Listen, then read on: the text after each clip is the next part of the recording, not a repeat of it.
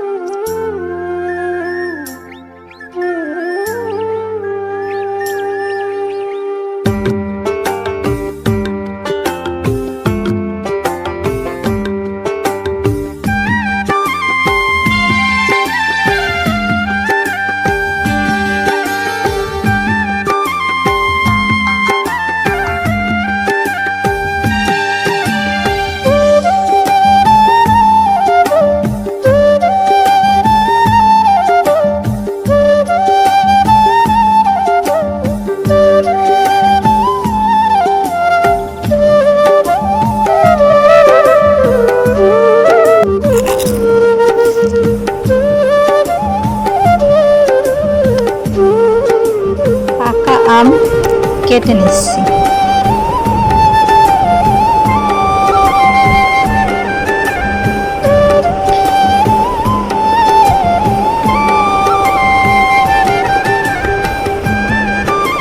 আজকে আমি পাকা আমের জুস লাচ্ছি বানাবো আর জুস।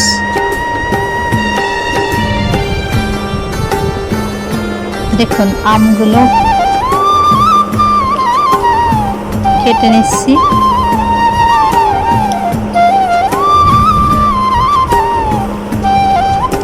যেহেতু দুইটা রেসিপি বানাবো তাই আমি এভাবে করে কেটে নিচ্ছি, কারণ আমার পরের রেসিপিটার জন্য এইভাবেই আমগুলো কাটার দরকার হতো, তাই আমি একবারেই নিয়ে নিচ্ছি।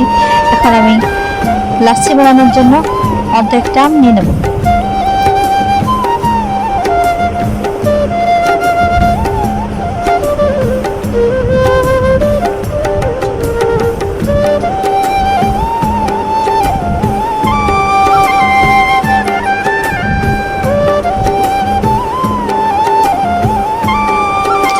এর ভেতর আমি দিয়ে দিচ্ছি মিষ্টি দই, পরিমাণ মতো দেবেন আম অনুযায়ী। যতটুকু আম আমি এখানে মেপে টেপে করে নাই, যতটুকু আমি আমার আইডিয়া মতো এখানে আম আর তার সাথে দই অ্যাড করে নিচ্ছি। একটু লেবুর রস দিয়ে দিলাম, সামান্য পুদিনার পাতা, কারণ এর ফ্লেভারটা, পুদিনা পাতা এমনিতে অনেক উপকারী। আর আমি চিনি দিয়ে দিচ্ছি, চিনি খুব বেশি দিচ্ছি না।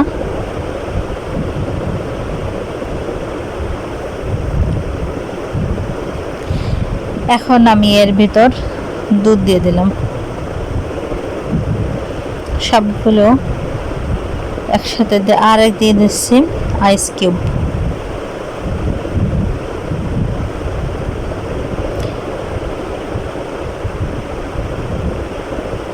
সবগুলো উপকরণ দেওয়া হয়ে গেলে এগুলো আমি এখন একটা ব্লেন্ডার জগে করে নিয়ে নিচ্ছি। এখন আমি একটু ব্লেন্ডিং করে নিচ্ছি।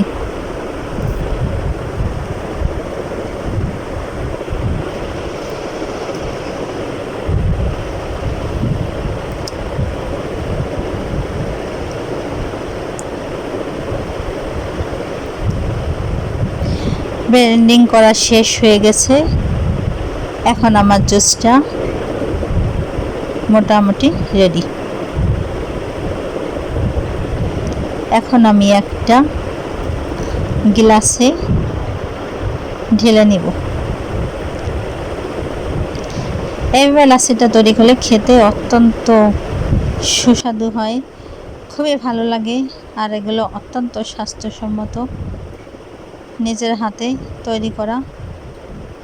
এখন আমি ডেকোরেশনের জন্য একটু পুদিনা পাতা আর একটু লেবু, আর আমি এর ভেতর দিয়ে দেবো বাদাম কুচি।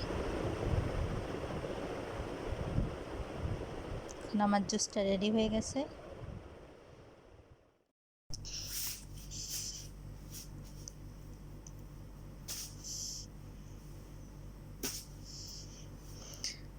আমার যে টুকরোগুলো রেখে দিয়েছিলাম ওইগুলো এখন দিয়ে দিচ্ছি। আর সেই জুসটা যে তৈরি করে রেখেছিলাম ওটা আমি দিয়ে দিচ্ছি।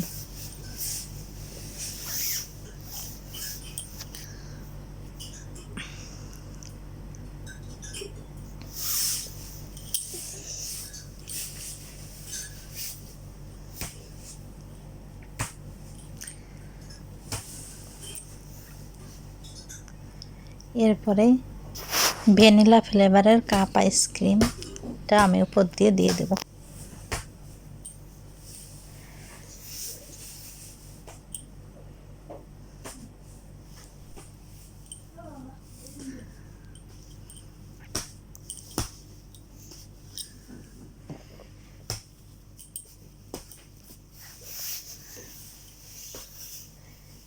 তারপরে কিছু ড্রাই ফ্রুট ছড়িয়ে দিচ্ছি।